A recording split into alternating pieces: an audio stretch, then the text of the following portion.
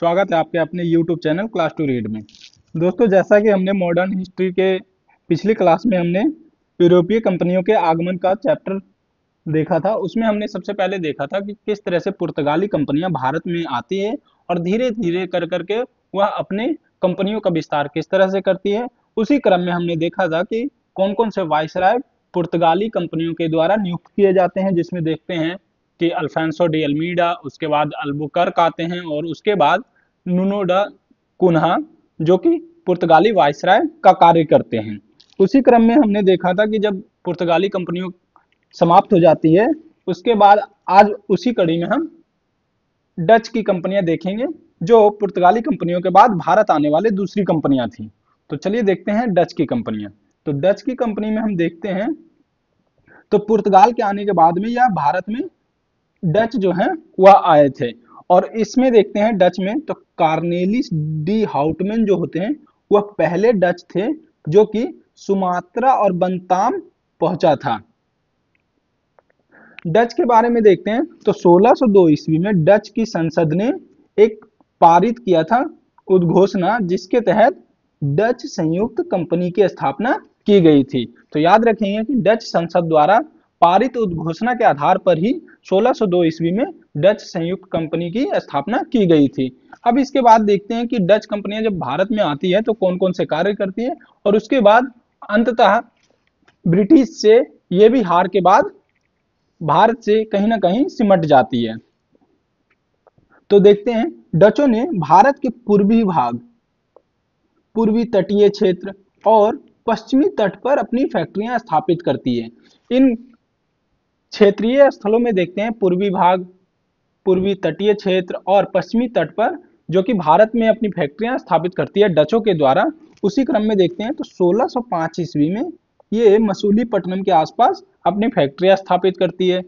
उसके बाद 1610 ईस्वी की बात करें तो पुलिकट में, 1616 ईस्वी की बात करें तो सूरत में, 1632 ईस्वी में पटना में डच की कंपनियां स्थापित की जाती है।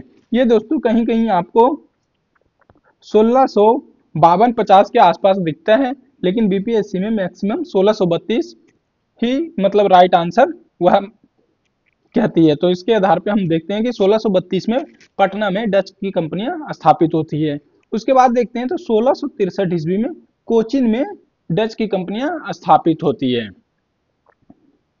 डच की बात करें तो 1741 ईस्वी में त्रावणकोर और डचों के बीच में एक युद्ध होता है, जिसको कहा जाता है कोलाचेल का युद्ध। और इस युद्ध में डचों की हार होती है और त्रावणकोर का जो सम्राट होता है उसकी विजय होती है। तो याद रखेंगे कि 1741 ईस्वी में डच और त्रावणकोर के बीच में कोलाचेल के युद्ध के नाम से युद्ध लड़ा जाता है, जिसमें त्रावणकोर लास्ट विजयी होते हैं। डचों की बात करें तो गोलकुंडा के सुल्तान, जिंजी, मदुरै और तंजौर के जो नायक लोग थे, इन्होंने डचों को बहुत कम शुल्क पर व्यापार करने के लिए अनुमति दिया था, जिसके कारण ही डच अपनी कंपनियां विस्तारित कर पाती हैं। उसके बाद देखते हैं तो डचों द्वारा जो मुख्यतः कार्य हुए थे, 1641 ईस्वी में इन्होंने मलक्का पर, 1655 से 56 के बीच में कोलंबो पर तथा 1659 से 63 के बीच में ये लोग कोचीन पर भी कब्जा कर लेते हैं। इसी क्रम में देखते हैं आगे तो डचों ने जो मुख्य अपने व्यापार किए थे, तो कौन कौन क्षेत्र से क्या क्या वो वस्तुएं निर्यात करते थे। और मुख्यतः दोस्तों ये याद रखेंगे कि यूरोपीय कंपनियां जो भी भारत में फैक्ट्रियां स्थापित करने का मतलब है कि उन्होंने फैक्ट्री अर्थात यहाँ पे प्रोडक्शन करना शुरू नहीं किया था।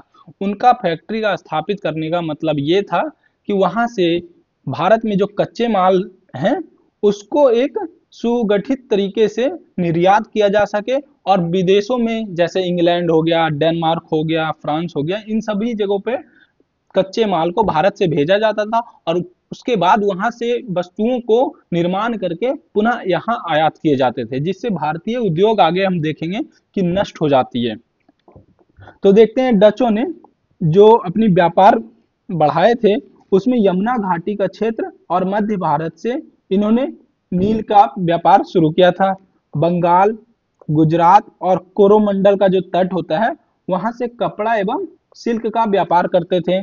बिहार में बात करें तो इनको बिहार से सॉल्ट पीटर अर्थात सोरा, जो कि बम विस्फोट वगैरह में बनाने में में लाया जाता था। तो बिहार से देखते हैं तो साल्ट पीटर अर्थात जिसे सोरा भी कहते हैं और अफीम अच्छी प्रकार की किस्में यहाँ से मिल जाती थी डचों को। वहीं बात करें गंगा घाटी के क्षेत्र से तो यहाँ से चावल का उत्पादन, जो गंगा घाटी का मैदान है वहां पर चावल का प्रोडक्शन बहुत ही बढ़िया स्तर होता था।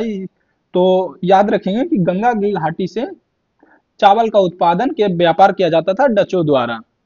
अब आगे देखते हैं डच, जो कि भारत और हिंद महासागरीय क्षेत्र को लेकर के स्थापित प्रभुत्व स्थापित करने हेतु डच और अंग्रेज में संघर्ष शुरू होते हैं।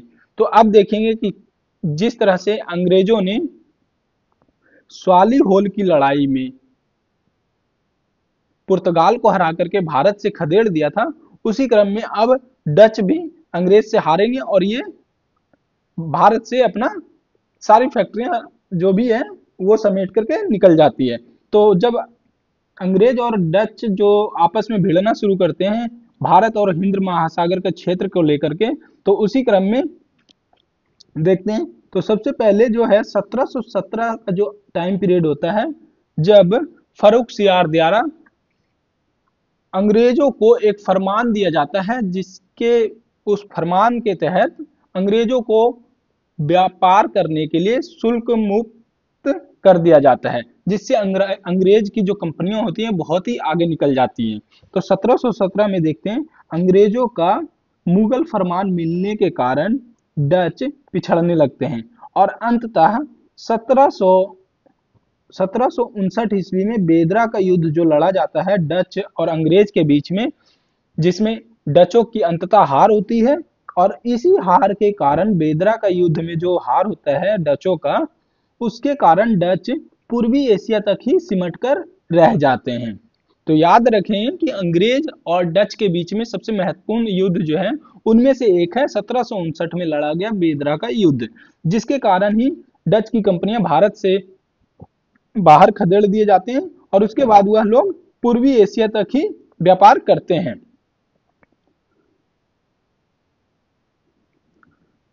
तो आज के हमने वीडियो में देखा है कि किस तरह से डच की कंपनियां भारत आती है और बड़े पैमाने पर भारत के पूर्वी तटीय क्षेत्र, पूर्वी क्षेत्र और कोरोमंडल का जो तट होता है वहां पर अपनी फैक्ट्रियां स्थापित करती हैं और कौन कौन से पदार्थ यहां से व्यापार हेतु निर्यात करती है। तो इसी क्रम में हमने देखा कि 1759 में अंग्रेजों से लड़ाई शुरू होती है, जिसके बाद बेदरा का युद्ध जो लड़ा जाता है 1759 में, उस हार के कारण डच की कंपनियां, डच लोग पूर्वी एशिया तक सिमट करके रह जाते हैं।